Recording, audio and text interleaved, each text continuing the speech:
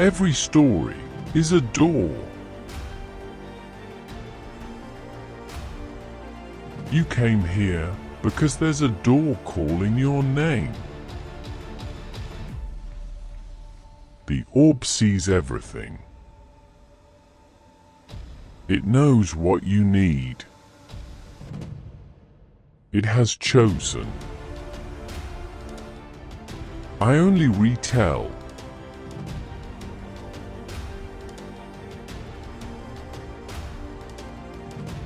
Real or fiction? I won't say. You only need to find meaning for yourself. Listen. The orb glows before me. A vision emerges from within. Tonight, it speaks of mirrors. But not ordinary mirrors. Tell me, what would you do if you looked into a glass and saw your own death?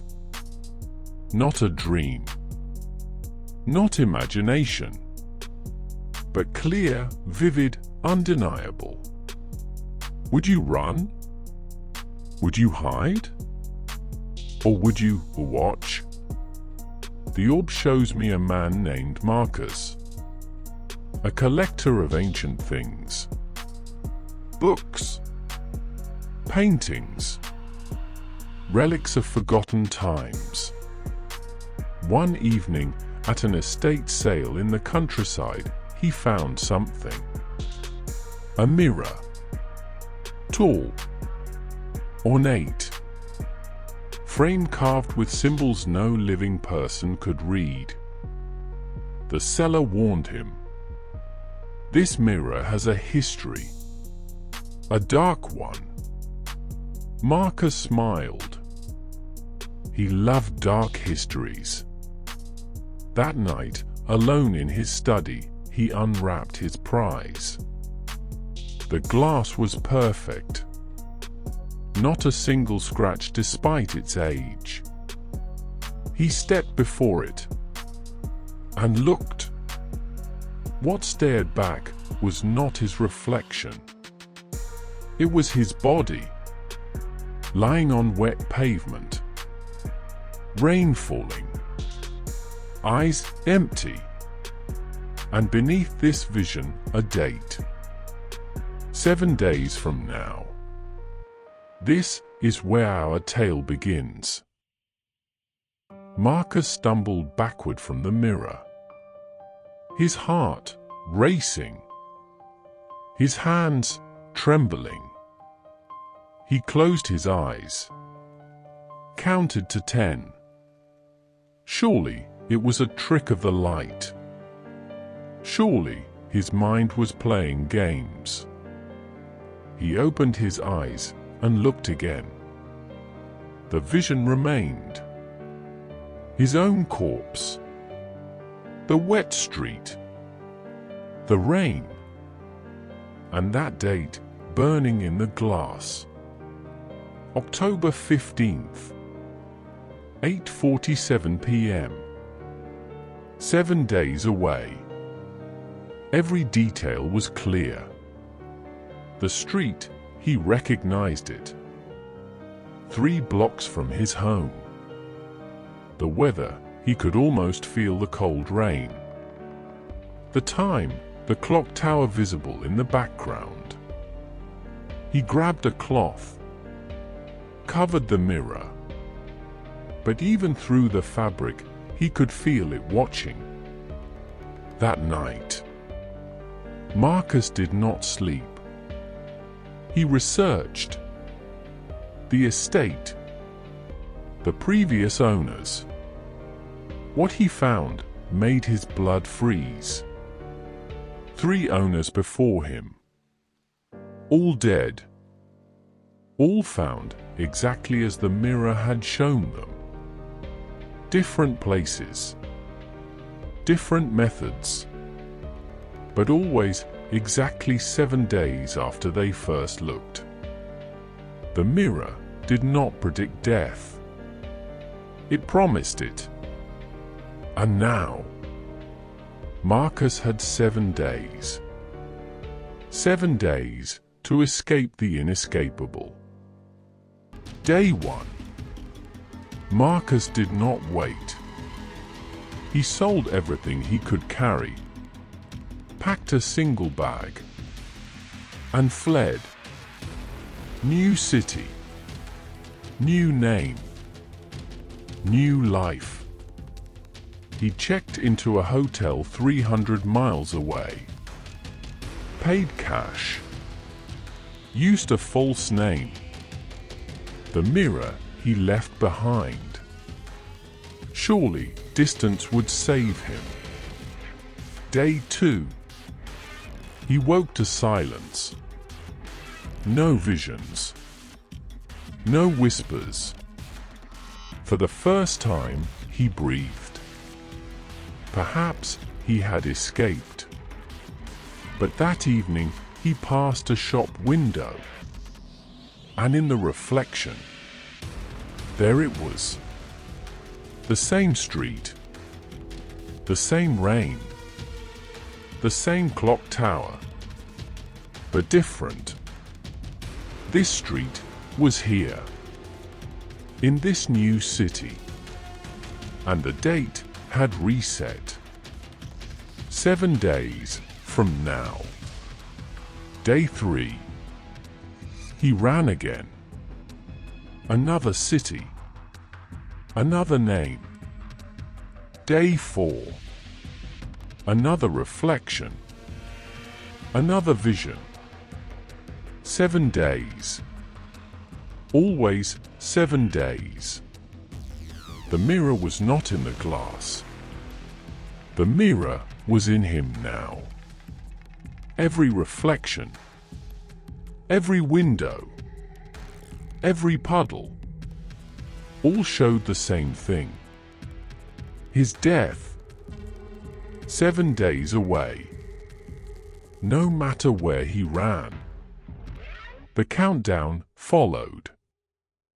Days passed. Cities blurred together. Hotels. Trains. Buses. Marcus became a ghost haunting his own life. He stopped looking at mirrors. Covered every reflective surface. Avoided windows. Puddles. Even silverware. But the visions found other ways. In his dreams, the street appeared. In the darkness behind his eyes, the rain fell. Weeks became months. He grew thin, pale. Sleep came in fragments. Each time he closed his eyes, 7 days. Each time he woke, 7 days. He stopped eating, stopped speaking, stopped living while still alive. What is life when death is all you see? What is running when the hunter is inside you? Marcus realized something terrible. He had been dead for months. Not his body, but everything else. The moment he saw that first vision, he stopped living. Every day since was not escape. It was slow, willing surrender. He was not running from death. He was running from life. And in that running, he had already died. The mirror had not cursed him. He had cursed himself. On the 100th day of running, Marcus finally stopped. Not because he surrendered, but because he understood. He sat in a park, autumn leaves falling around him, children laughing in the distance. And for the first time in months, he did not think about the mirror. He watched a squirrel steal a nut. He felt the sun on his face. He existed. In that moment. Nowhere else. That evening, curiosity pulled him to a window. He looked. The vision was different. The street was there. But something had changed. Marcus was not alone. There were people around his body. Crying. Mourning. An old woman held his hand. His mother. And then he understood. The mirror never showed his death. It showed the death of his fear. Every reflection had shown what he was creating. Not fate, but consequence. A man so afraid of dying that he killed himself slowly by refusing to live. The mirror reflected fear, and fear manifested what it reflected. All those previous owners. They did not die because the mirror cursed them. They died because they believed they would. Their fear created their fate. The question was never how to escape death. The question was how to choose life. Marcus made a choice. He would not run anymore. He would not hide. He would not count days. He went home. Back to his study. Back to the mirror. For the first time, he uncovered it. Looked into the glass without fear. The vision was still there. The street. The rain. The date, now just hours away. But Marcus smiled. He called his mother. They talked for hours. He walked through his neighborhood. Said hello to strangers. He ate a meal and tasted every bite. He watched the sunset and felt it. He was not ignoring death. He was embracing life. The hours passed. 8 p.m. came. 8:30. 8:45. Marcus stood at his window.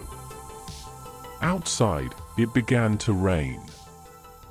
He watched the drops fall and waited. 8:47. Nothing. He looked into the mirror. The vision had changed. No more street. No more rain. Instead, an old man. Grey hair. Wrinkled hands. Lying in a bed. Surrounded by family. Dying decades from now. Peacefully. Loved. The mirror had not changed. Marcus had changed. And in changing, he changed his reflection. He was going to live. Not forever, but fully. And that made all the difference. So ends the tale of Marcus and the mirror that showed death. But what did it truly show? Not fate. Fate cannot be seen in glass. Not prophecy. The future is not written. The mirror showed fear. And fear creates the very thing it shows. Marcus ran for 100 days. In those 100 days, he died 1,000 deaths. Not of the body, of the spirit. He stopped eating, stopped sleeping, stopped living while still alive. The mirror did not kill him. His fear of the mirror did. And we are no different. How many of us carry mirrors? Not of glass, but of worry. We see ourselves failing before we try. We see relationships ending before they begin. We see death and forget to see life. The mirror's true lesson is not about death at all. It is about this moment, right now. The breath you are taking, the heart still beating in your chest. Fear of death is the real death. Running from the end is running from the now. Marcus found peace not by escaping death, but by choosing life, one moment at a time. And so can you. The mirror awaits us all. The question is, what will it reflect? Your fear or your life? The choice is yours.